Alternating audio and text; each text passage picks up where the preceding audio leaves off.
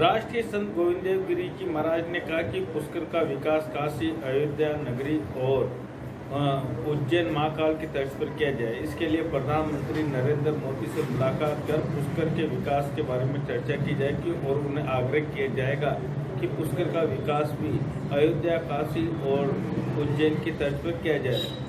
आज पत्रकार वार्ताओं के दौरान उन्होंने कहा कि स्थानीय लोगों ने भी उनसे आग्रह किया कि पुष्कर का विकास काशी, अयोध्या नगरी और उज्जैन की तर्ज पर किया जाए। उन्होंने कहा कि मंगलवार को उज्जैन के महाकाल के कॉरिडोर के लोकार्पण के समय प्रधानमंत्री नरेंद्र मोदी से मुलाकात कर पुष्कर के विकास के बारे में चर्चा की जाएगी और उन्हें आग्रह किया जाएगा कि पुष्कर का विकास भी काशी, अयोध्या नगरी और उज्जैन की तर्ज पर किया जाए। उन्होंने विश्वास दिलाया और उम्मीद की कि प्रधानमंत्री उनके आग्रह को टालेंगे नहीं और उन्हें पूरी उम्मीद है कि प्रधानमंत्री नरेंद्र मोदी जिस तरह से अयोध्या, काशी और उज्जैन का विकास किया उसी तरह से पुष्कर का विकास भी करेंगे। मैं अनिल कुमार परासर, बदलता पुष्कर संपादक।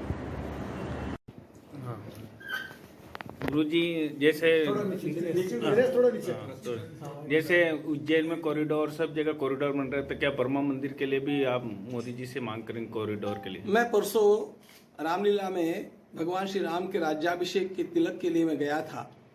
आप लोगों ने मुझे आज पूछा है, लेकिन मैंने वहीं पर कहा था कि देश जिस दिशा में और जिस गति से जा रहा है उस गति से मैं निश्चित रूप से ये अनुमान लगा रहा हूँ कि निकट भविष्य में ही भगवान पुष्कर राज का भी उसी प्रकार नूतनीकरण होगा और उसी प्रकार विकास होगा जैसा काशी विश्वनाथ भगवान का हम देख रहे हैं और अभी भगवान महाकालेश्वर का देख रहे हैं। ब्रह्मा जी का मंदिर तो एकमात्र मंदिर है और सारे भारतवर्ष का यह पूजा स्थान है, इसलिए यहाँ का विकास होना यह अग्रक्रम से होना चाहिए, ऐसी मेरी भी धारणा है और इस प्रकार की प्रार्थना हम सब लोग मिलकर के करेंगे भी। लेकिन मेरा अनुमान तो यह है कि यह कभी योजना में भी हो सकता है और उसका एक जो समय सारणी होती है, टाइम टेबल होता है, उसके अनुसार उसका क्रम अवश्य आएगा। पूरे देश भर में प्राचीन तीर्थों के जीर्णोद्धार का कार्यक्रम चल रहा है, तो इसको किस दिशा में देखते हैं आप? किस तरह से इतने सालों बाद सरकार आई है? ऐसा है, हम लोगों को ये बात अस्वाभाविक नहीं लगनी चाहिए।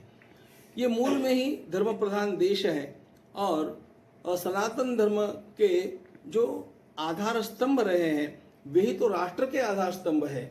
इसलिए ये कोई केवल धार्मिक या सांप्रदायिक बात नहीं है, ये राष्ट्र के मूल मान बिंदुओं के पुनर्निर्माण और उनको उनकी गरिमा के रूप में स्थापित करने का अभियान है जो अत्यंत अभिनंदनीय है। इसको इसी दृष्टि से देखा जाना चाहिए।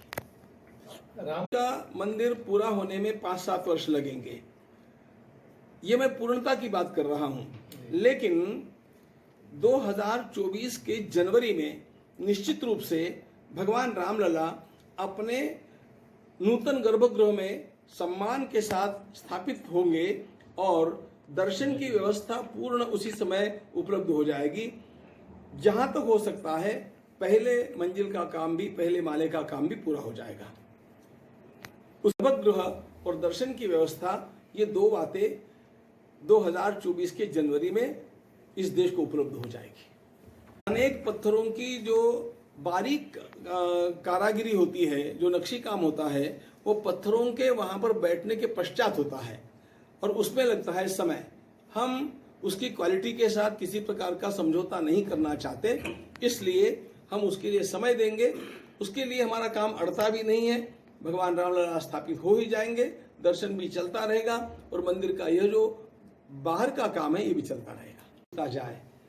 लेकिन जहां तक हिंदू और बौद्ध ये बातें हैं, डॉक्टर आम्बेडकर जी की एक बात ध्यान रखनी चाहिए। वे इतने महान मानव थे कि उन्होंने कहा कि यद्यपि मैं हिंदू धर्म से अलग होता हुआ दिख रहा हूं, फिर भी ध्यान में ये लेना चाहिए कि मैं राष्ट्र के अंतर्गत ही एक उद्धार का पग उठा रहा हूं।